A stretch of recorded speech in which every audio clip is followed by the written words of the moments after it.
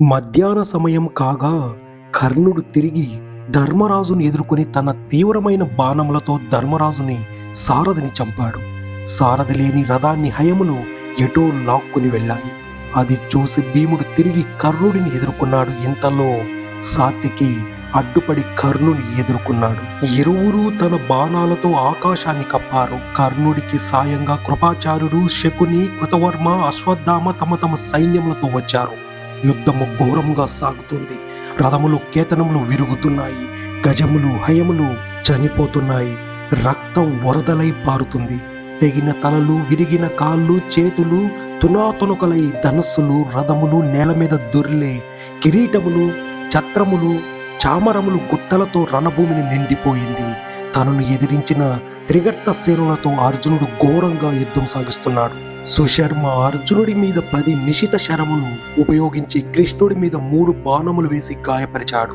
కపిధ్వజమును తెగ నరికాడు. కపిధ్వజము మీద ఉన్న హనుమంతుడు బిగ్గరగా అరిచాడు. ఆ అరుపులకు త్రిగర్తులు సైనికులు మూర్చపోయి వెంటనే తేరుకుని అర్జునుడిని చుట్టుముట్టారు.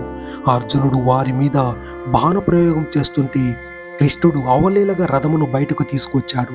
అర్జునుడు సర్పాస్త్రములతో త్రిగర్త సైనికుల కాళ్లను చేతులను బంధించగా సుశర్మ గరుడాస్త్రమును ప్రయోగించి వారిని బంధ విముక్తులను చేసి అర్జునుడి మీద ఒక దివ్యాస్త్రము ప్రయోగించాడు. ఆ అస్త్ర ప్రభావానికి అర్జునుడు మూర్చిల్లి రథం మీద పడ్డాడు. అర్జునుడు మరణించాడనుకుని కురుసేనులు బేరీ మృదంగములు మ్రోగించాడు. అర్జునుడు మూర్ఛ నుండి తేరుకుని సుశర్మ మీద బాణములు గుప్పించి సైన్యముపై ఇంద్రాస్త్ర ప్రయోగం చేశాడు.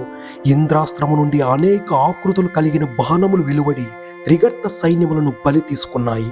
పోయిన వాళ్ళు పోగా మిగిలిన 14,000 మంది అర్జునుడి చుట్టుముట్టారు. అర్జునుడు వారితో భీకరంగా యుద్ధం చేస్తున్నాడు. పాండవ సేనల దాటికి ఆగలేక కౌరవ సేనలు పారిపోతున్నాయి. సుయోధనుడు, కృతవర్మ, కృపాచార్యుడు, దుశ్శాసనుడు వారిని యుద్ధోన్ముఖులను చేస్తున్నాడు. కృపాచార్యుడు పాంచాల సేనల మీద శరవర్షం కురిపిస్తూ శిఖండి రథమును విరిచి సారథిని హయములను చంపాడు. శిఖండి తన రథము దిగి కత్తి దాడులు తీసుకొని కృపాచార్యుని ఎదుర్కొన్నాడు. కృపాచార్యుడు శిఖండి మీద బాణములు గుప్పించాడు. ఇంతలో దృష్టద్యుమ్నుడు కృపాచార్యుని ఎదుర్కొన్నాడు. కృతవర్మ మధ్యలో వచ్చి దృష్టద్యుమ్నుని ఎదుర్కొన్నాడు. ధర్మరాజు ఉప పాండవులతో అశ్వత్థామను ఎదుర్కొన్నాడు. నకుల సహదేవులు సుయోధనుడిని ఎదుర్కొన్నారు. భీముడు కర్ణుడిని ఎదుర్కొన్నాడు. కృపాచార్యుడు శిఖండి చేతిలో ఉన్న డాలును ఖండించాడు. శిఖండి తన చేతిలో ఉన్న కత్తితో కృపాచార్యునితో యుద్ధం చేస్తున్నాడు. ఇంతలో సుకేతుడు వచ్చి కృపాచార్యుని ఎదుర్కొన్నాడు. శిఖండి అక్కడి నుండి తొలగిపోయాడు. కృపాచార్యుడు సుకేతుని మీద 6 బాణములు ప్రయోగించి అతడి విల్లు ఖండించాడు. సుకేతుడు మరొక విల్లందుకొని కృపాచార్యుడు దానిని కూడా ఖండించాడు. సుకేతుడు మరొక విల్లందుకొని కృపాచార్యుని విల్లు విరిచాడు. అతడి అశ్వములను సారథిని కొట్టాడు. కృపాచార్యుడు సుకేతుడి మీద 30 బాణములు ప్రయోగించాడు. ఆ శరముల దాటికి సుకేతుడు తట్టుకొనలేకపోయాడు. అదును చూసి కృపాచార్యుడు ఒకే బాణంతో అతడి శిరస్సు ఖండించాడు. సుకేతుని మరణం చూసి అతడి సైన్యం చెదిరిపోయింది.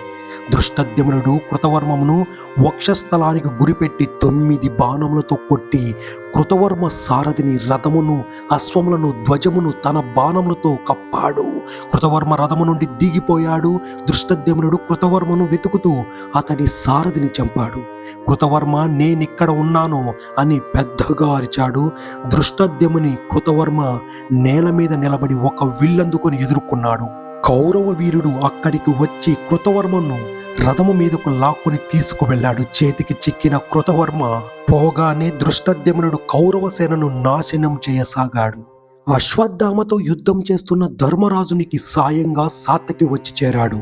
అశ్వత్థామ వారందరినీ తన శరపరంపరతో ముంచెత్తాడు. ధర్మరాజు కూడా అశ్వత్థామ మీద బాణవర్షం కురిపించాడు. అశ్వత్థామ ధర్మజుని విల్లు తుంచి అతడి మీద 3 బాణం అమలు చేశాడు. సాత్యకి అశ్వత్థామ విల్లు తుంచాడు. అశ్వత్థామ ఒక ఈటెను విసిరి సాత్యకి సారథిని చంపి సాత్యకి మీద బాణములు గుప్పించాడు. సారథి లేని సాత్యకి రథమును, గుర్రములు ఎటో ఈడ్చుకు వెళ్ళాయి. తన మీద శరవర్షం కురిపిస్తున్న పాండవ సేన మీద ఆగ్రహించిన అశ్వత్థామ పాండవ సేనను ఊచకోతకొస్తున్నాడు. ఇది విన్న సుయోధనుడు పాండవులు కూడా అశ్వత్థామ చేతిలో హతులైనారని అనుకుని ఆనందించాడు.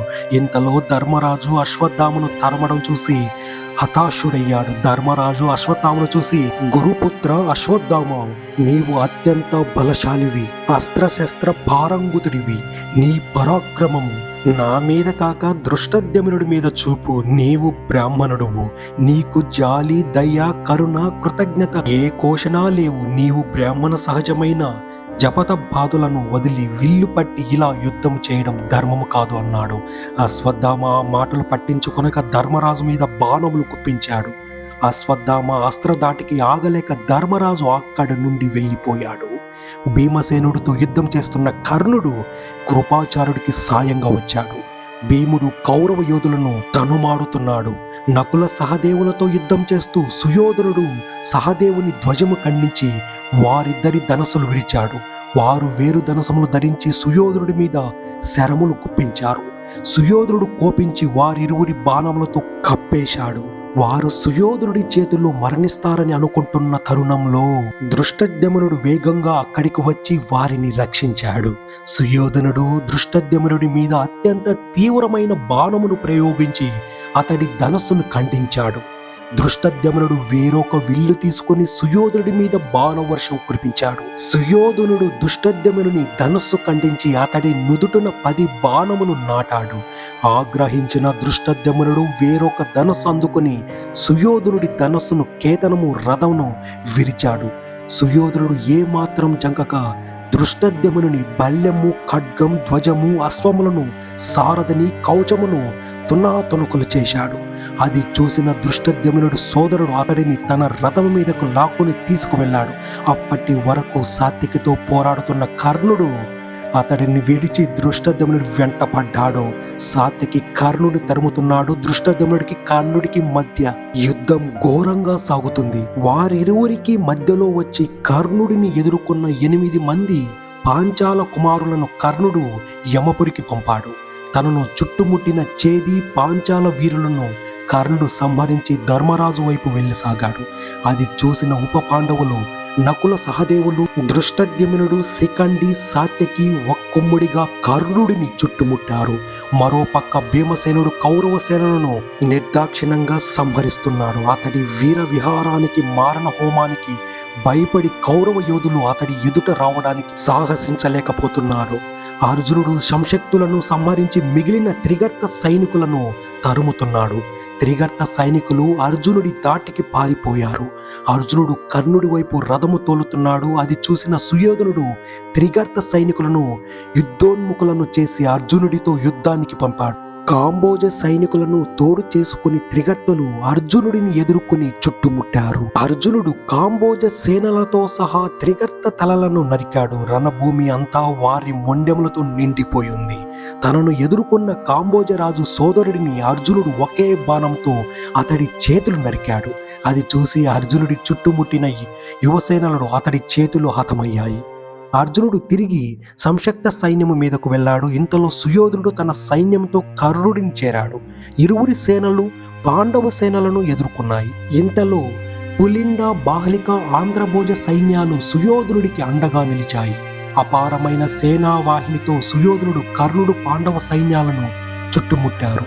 వారి దాటికి ఆగలేక పాండవ సేనలు పారిపోసాగాయి. పాండ్యరాజు మలయధ్వజుడు కౌరవ సేనలను కకావికలు చేస్తున్నాడు. అతడిని అశ్వత్థామ ఎదుర్కొన్నాడు. ఇరువురు కూడా ఒకరికొకరు తీసిపోకుండా యుద్ధం చేస్తున్నారు. మలయధ్వజుడు అశ్వత్థామ వింటి త్రాతిని తెంచాడు. అశ్వత్థామ మరొక విల్లందుకుని మలయధ్వజుని మీద శరవర్షం కురిపించాడు. అశ్వత్థామ, మలయధ్వజుడు వాయావ్యాస్త్రాన్ని సంధించి అశ్వత్థామ చేసిన బాణములను చల్లాచెదురు చేసి అశ్వత్థామ చక్ర రక్షకులను చంపి అతడి విల్లు విరిచి చక్ర రక్షకులను చంపాడు. అశ్వత్థామ బెదరక మలయధ్వజుడిని వేసిన బాణములను సమర్థవంతంగా ఎదుర్కొంటున్నాడు. ఇంతలో పాండ్యరాజు ఒక ఏనుగుని ఎక్కి ఒకే బాణంతో అశ్వత్థామ తలపై ఉండే మణిని కింద పడేలా కొట్టాడు. అశ్వత్థామ కోపం కట్టలు తెంచుకొని వీరావేశంతో ఊగిపోతూ పాండ్యరాజు అనుచరులను అతడి ఏనుగులను చంపాడు. పదునైన బల్ల బాణంతో పాండ్యరాజు తల నరికాడు. అది చూసి పాండ్యరాజు సేనలు పారిపోయాయి.